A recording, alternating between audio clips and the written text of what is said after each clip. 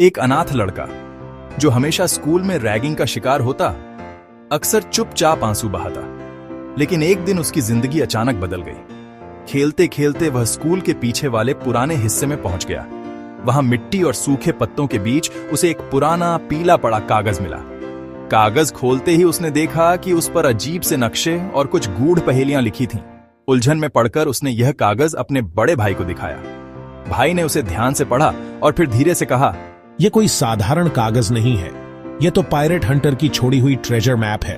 भाई और उसका एक भरोसेमंद दोस्त उस लड़के के साथ इस रहस्यमयी सफर पर निकल पड़े।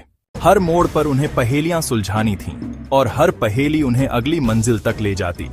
नक्शा उन्हें घने जंगल, पुराने खंडहर और रहस्यमयी नदियों के पार ले गया।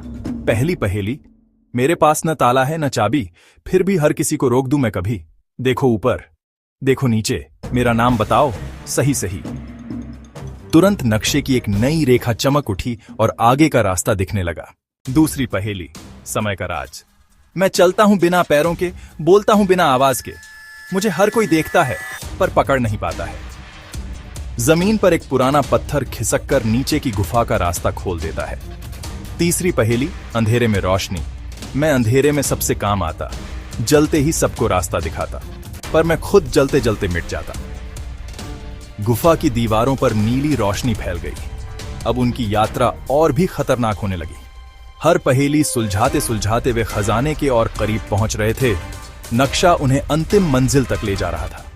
आखिरकार वे किले के सामने पहुंचे।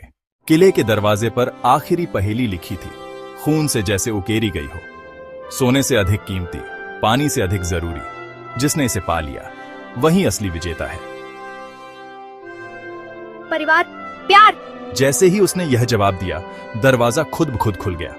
अंदर उन्होंने देखा सोने के ढेर, गहने, तलवारें और चमकते सिक्के, लेकिन असली खजाना एक डायरी थी। वह डायरी पायरेट हंटर की थी, जिसमें लिखा था, खजाने से बड़ा कोई खजाना नहीं, परिवार और साथ। अगर तुम यहां तक पहुंच गए हो तो इसका मतलब है कि तुम अकेले नहीं हो। यही तुम्हारी सबसे बड़ी जीत है। लड़के ने आंसू पोंछे। अब उसे समझ आया कि वह अनाथ नहीं था, उसका भाई और उसका दोस्त ही उसका परिवार थे। तीनों ने बाहर निकल